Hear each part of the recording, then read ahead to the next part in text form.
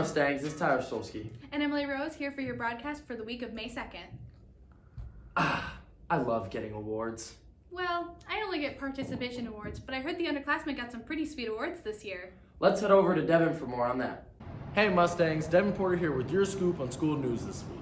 Last Tuesday, we congratulated our underclassmen with an awards ceremony celebrating all of their hard academic work.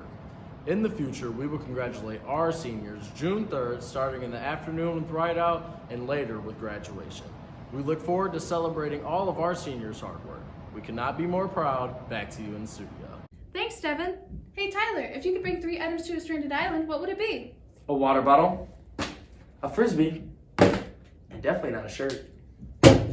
Okay, I think I only agree with one of those things, but let's hand it off to Will to see what our fellow stranded Mustangs would bring to an island. Hey Mustangs, it's Will. Today we'll be checking out our Portage Central survival skills by asking people what 3 items they would bring if they were stranded on an island. It's time to channel your inner Lord of the Flies, Mustangs. I would probably bring my dog, a stack of cards, and my water bottle. I think I would bring some peanut butter, a volleyball, and a sharp knife. I would bring a hatchet, a lifetime supply of peanut butter and jelly sandwiches, and shoes.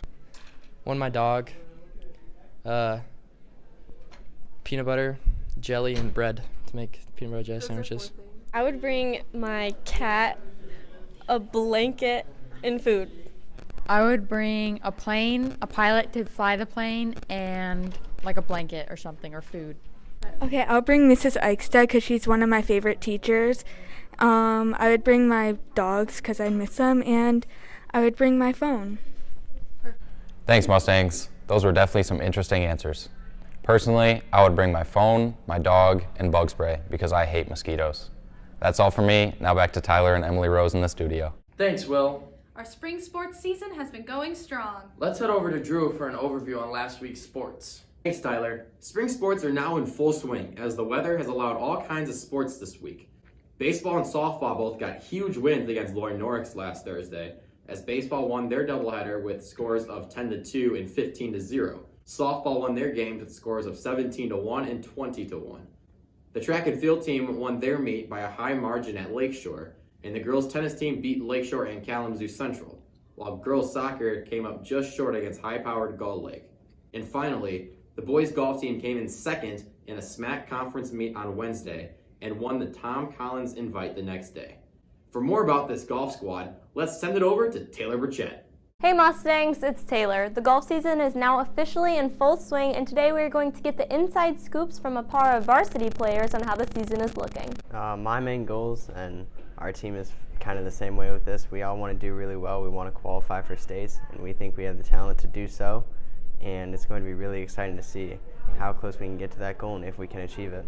My main goals for this season are to make it to the state tournament and place well. My favorite part of the season was probably the first tournament of the year. We won it, the conditions were really tough, and everyone found a way to play well and get the job done. My favorite part of the season so far has been playing at Stonehenge because I shot 76 and I played well. I'm looking forward to seeing how everyone can improve over the year and really see what we're capable of, because we have a really good team this year, and I think it's going to be exciting to see just how low we can go and to make sure everyone has fun and has a good time doing it.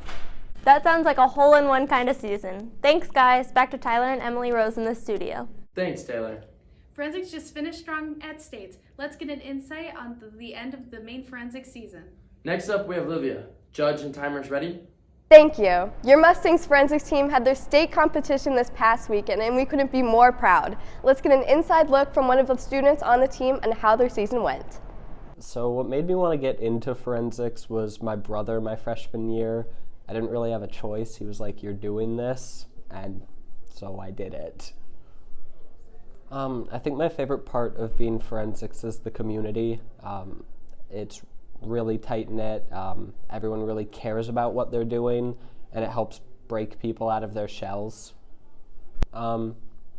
If you're wrestling with the idea of doing forensics, I think it's a great idea. There's never a bad time to join, and I truly think it's for everyone.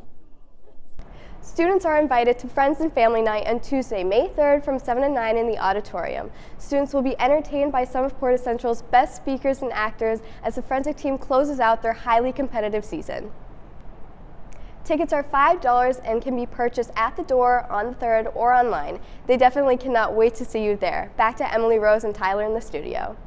Thanks, Livia. 1/100s to the forensics team. There's been a lot of representation throughout the years in films. Let's send it to Josh for more on representation on the silver screen.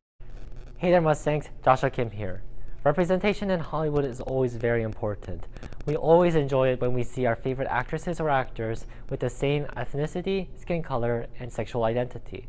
However, the new movie Doctor Strange and the Multiverse of Madness is currently facing backlash across the Middle East and Asia for one of its characters, America Chavez, being part of the LGBTQ community. So we're going to be going around Porter Central and seeing what other Porter Central students think of LGBTQ representation in the movie industry.